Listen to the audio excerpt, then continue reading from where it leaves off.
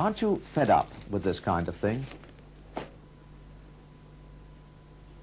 A doomsday report by an international research team hammers home the perils of Britain's slide into poverty. The experts confirm that our standard of living will soon be lower than that of countries we think of as backward. And then there was the Daily Mirror. Foreign Secretary James Callaghan last night sounded the grimmest warning yet on downhill Britain. He painted a picture of a pauper nation and said that if things go on as they are, we will be only half as well off as Germany or France by 1980. The signs had been there for some time, and that was why Mr. Heath and the Conservative Party, during the last election, talked of the need for national unity. And that was why Mr. Heath said, "Our purpose is to create a national unity which is capable of overcoming the very grave crisis with which this country is faced today." That was why Putting Britain First was the title of the Conservative policy statement, and why it said, "As a national party, we will pursue a national policy in the interests of the nation as a whole. We will lead a national effort." And so it was encouraging that after the election, Labour at last began to say some of the same things. In his budget broadcast 3 weeks ago, Mr. Healey said, "This government is committed to national unity." And only last week, the London Evening Standard had this heading, "Put Britain first," Jim tells Labour conference. It's nice to see Labour adopting the very words used earlier by the Conservatives about the need for national unity. But are they doing anything about it? What about the social contract? Is it between all groups in society or just a few? The Labour manifesto gives the answer when it talks of the social contract between the Labour government and the trades unions. So, as Labour admit themselves, the majority of people have been left out of the social contract. Is that fair? The self-employed, for instance, they don't think they're getting a fair deal from this government. On the radio last week, Sir Geoffrey Howe, Conservative spokesman on the social services, explained how they're being hit. A self-employed person making £69 a week or more will have to find an extra £160 a year starting next April. No wonder the Daily Mail has called it a vindictive tax on the self-employed. And the same paper went on, "What is intolerable is that the self-employed should be clobbered twice and 3 times as hard as employers and employees. They have only been picked upon because the socialists thought them easy meat." And who exactly will get hit? Sir Geoffrey Howe. More than 1 million people. People who work on their own account, run their own businesses and professions. Shopkeepers, farmers, window cleaners, cobblers, musicians, writers, and lots of others besides. All people who contribute a tremendous amount to the life of the community. Useful people, most of whom don't belong to any of the big trade unions.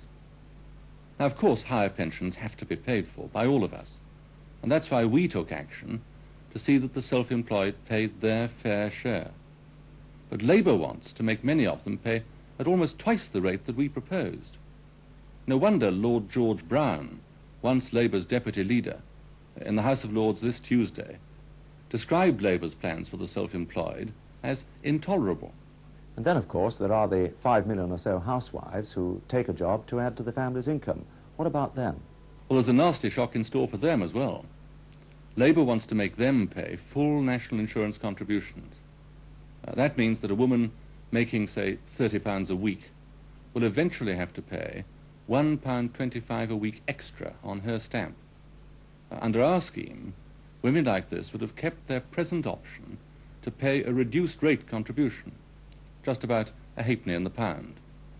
But Labour wants to change all that. In the bill that's now before Parliament, they're taking the first step towards abolishing this married women's option, as it's called.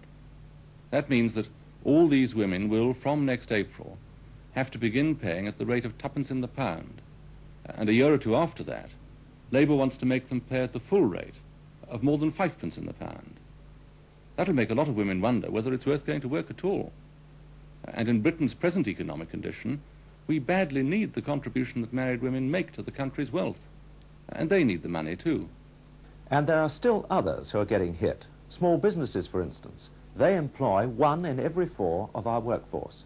Since March, they've had to face higher business rates, higher corporation tax, higher income tax, and higher contributions.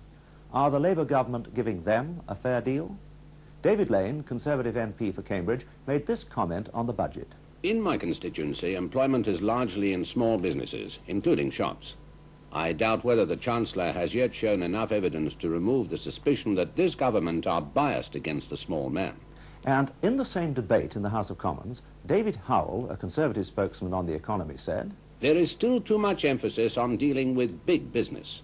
The government front bench do not remember and have to keep on being reminded of the position of small businesses and their financial needs. and this means jobs, the jobs of thousands of men and women. So what will happen if industry's problems are not dealt with effectively? As Cabinet Minister Mr. Harold Lever explained, The private enterprise sector, which provides most of our exports and most of our employment, will be in a state of collapse within the not-too-distant future. Unemployment would rise to astronomical heights. is that right or fair? And what about the ratepayers?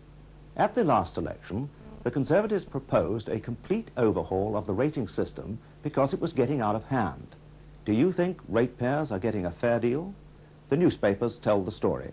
The Guardian, Rates set to soar 25%. The Sun, Rates for thousands of householders will soar by up to 60% next year, despite a massive subsidy from the government yesterday. The average rise will be 25%, said Environment Secretary Anthony Crossland. The Evening Standard, £1 a week on London rates. Many London families could be paying an extra £1 a week rates next April. Is there any way out of this problem? The Conservative spokesman on rates, Paul Chanham. Oh yes, there's a way out of the problem. Conservatives believe that in the long term, the real answer is to abolish the domestic rating system completely. After all, it's become very unfair.